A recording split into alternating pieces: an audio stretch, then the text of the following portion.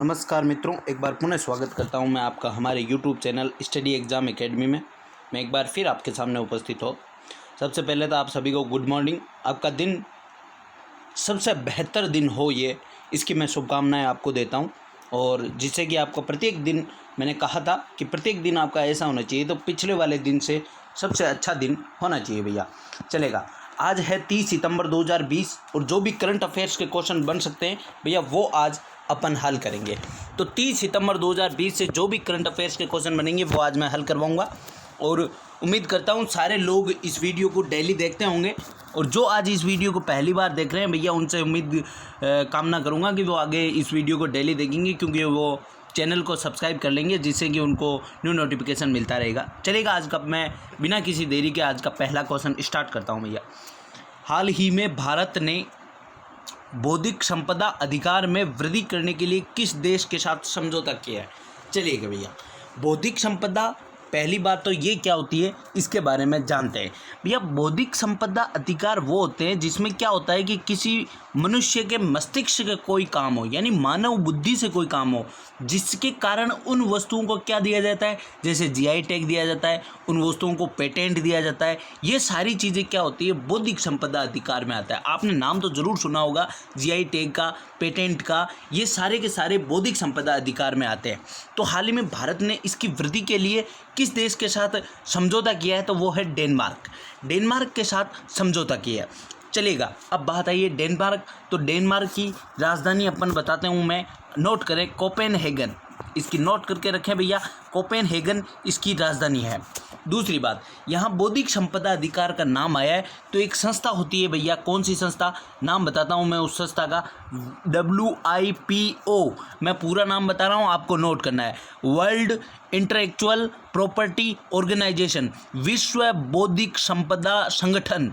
इसकी स्थापना कब हुई? 1967 में।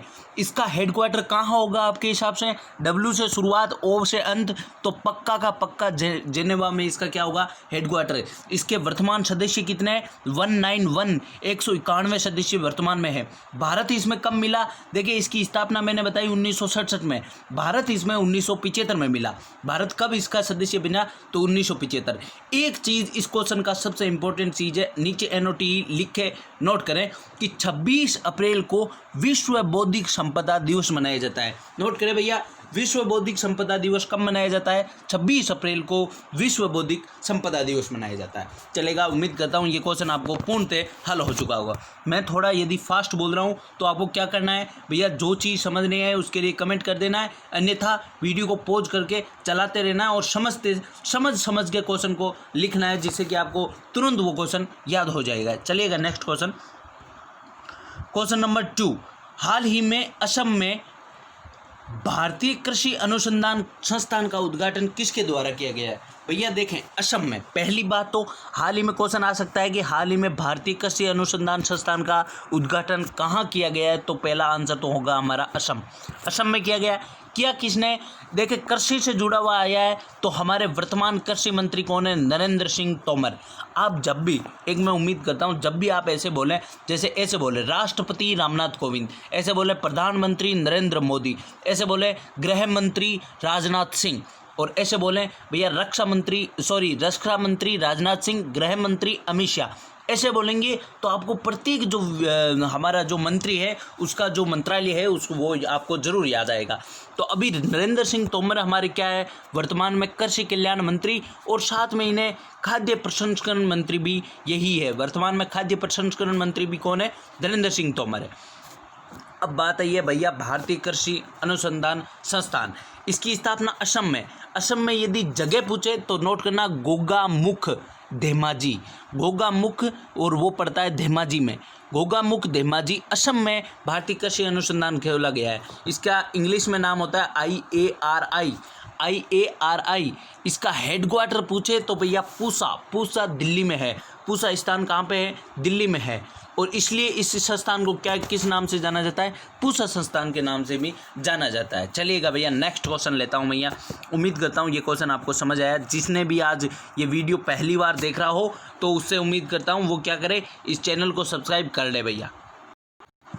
चलेगा, हमारा तीसरा क्वेश्चन है, हाल ही में संयुक्त राष्ट्र महासभा का कौन सी बैठक हुई है?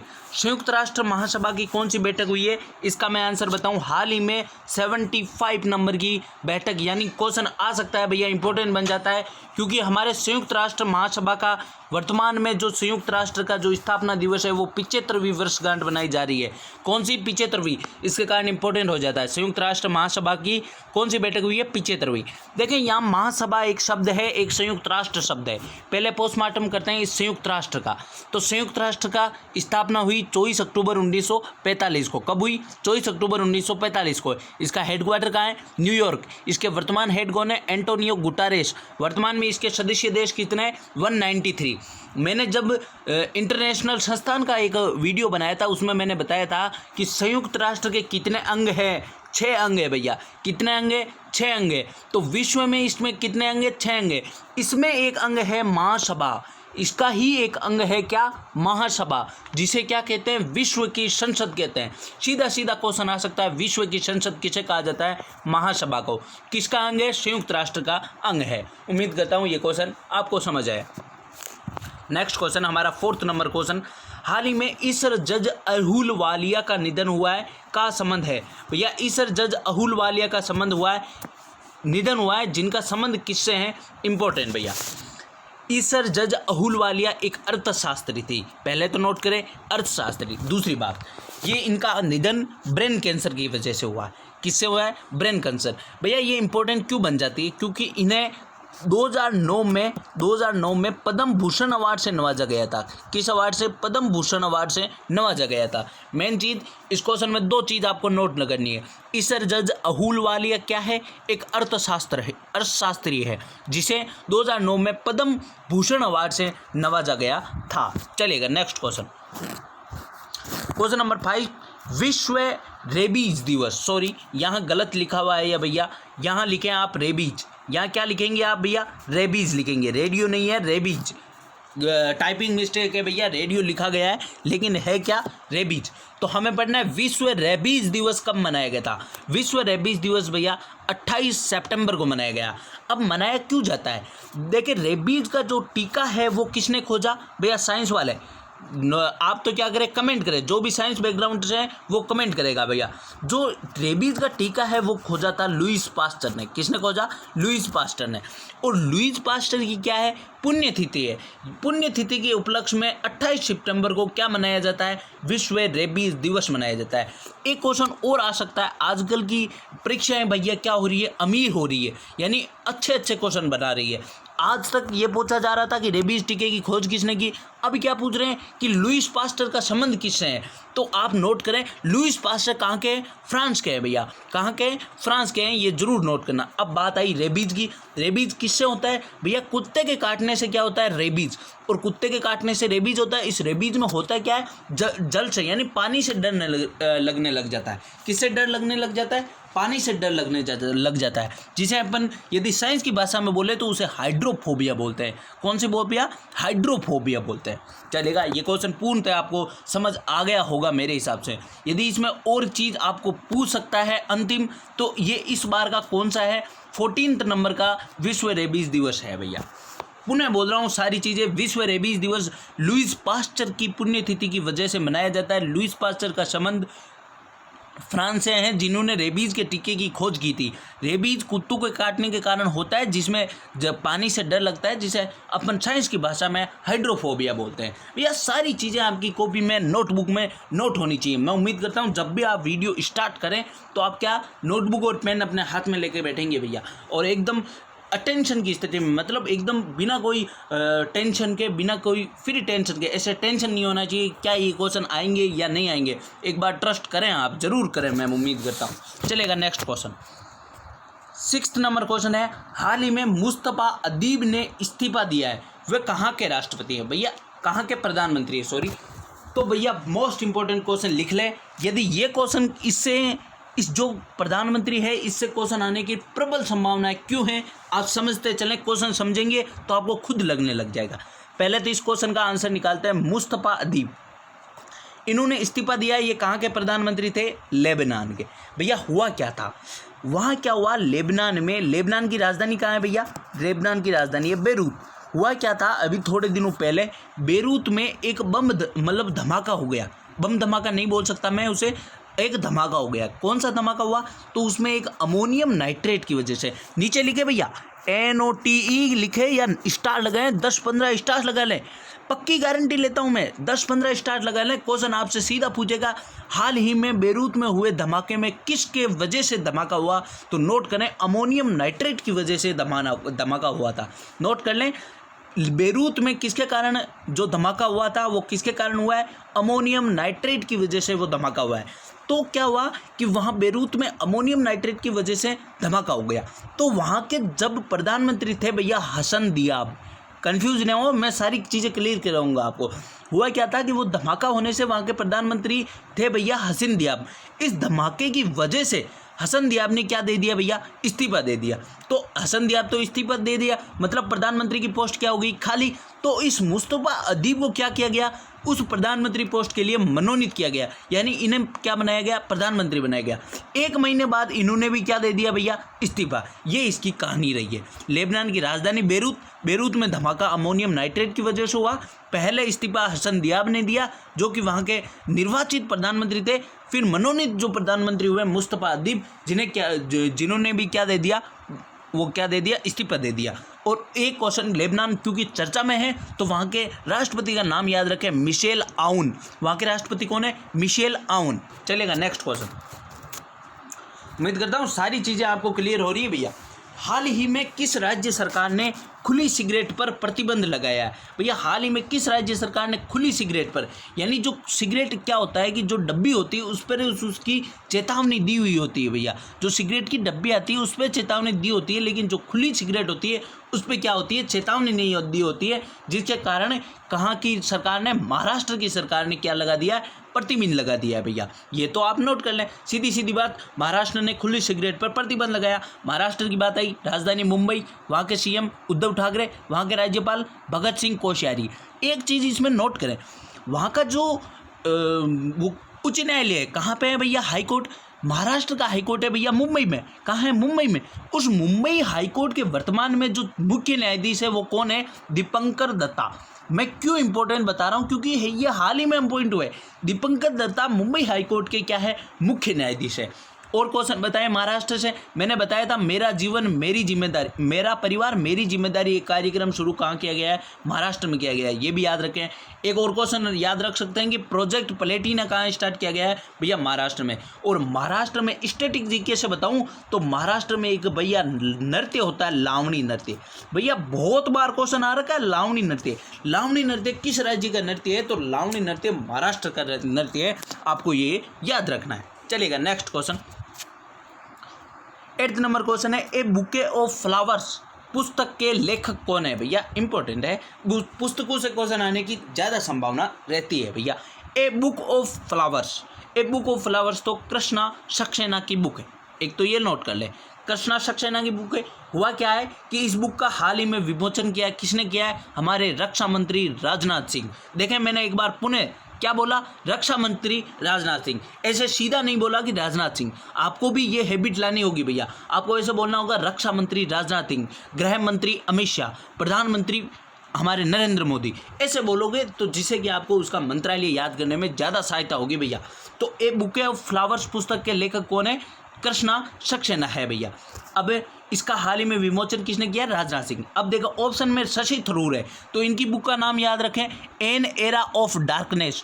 2 बार ये क्वेश्चन मैंने देख लिया है किसी एग्जाम में, आपको ये नोट करके रखना, और भी आने की प्रबल संभावना है। खास तौर पर ये जो रेलवे वाले हैं भैया, रेलवे वाले जरूर नोट कर लें इस क्वेश्चन को।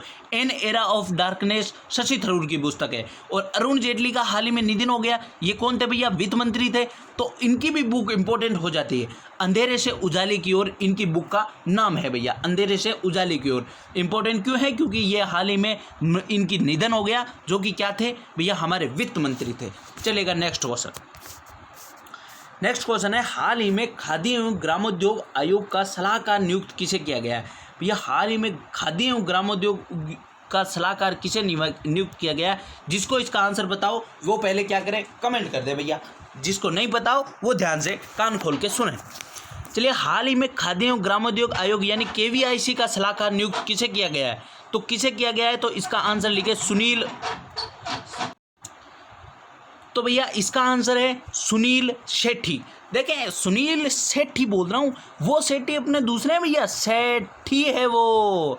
नोट करें, हमारे जो हीरो है ये धरती मेरी माँ है, वो हमारे सुनील शेट्टी जी है, वो हमारे हीरो है, अभिनेता है। ये धरती मेरी माँ वाले डायलॉग वाले वो अलग है, ये सुनील शेट्टी अलग है। यदि उनका नाम आया तो भैया नोट ही कर लेना। वो नाडा की क्या है, ब्रांड एम्बेसडर है वर्तमान में। क्वेश्चन आ सकता है नाडा के वर्तमान में ब्रांड एम्बेसडर कौन है, तो सुनील शेट्टी, अभिनेता सुनील शेट्टी बोल सकता हूँ मैं। इसका आंसर क्या बताया मैंने, केवीआईसी का सुनील शेट्टी। अब केवीआईसी की बात आई है तो इसका एक तो नाम याद रखें कि इसका हेडक्वार्टर कहाँ है, तो इसका हेडक्वार्टर है मुंबई में। और इस केवीआईसी के वर्तमान में हेड कौन है, विनय कुमार सक्सेना इसके वर्तमान हेड है। यहाँ ऑप्शन में सुरेश चंद्र शर्मा है। अभी हाल ही में मैंने बताया था भैया, जिसको याद हो वो कमेंट करे, फिर मैं बता रहा हूँ। सुरेश चंद्र शर्मा, जिसको याद हो वो जरूर कमेंट करें। मैं बता रहा हूँ, जो जितना ज़्यादा कमेंट करेगा उसको उतना ही ज़्यादा फायदा होगा भैया। मैं साफ बता रहा हूँ आपको, जो जितना ज़्यादा कमेंट करेगा उसको उतना ही ज़्यादा फायदा होगा।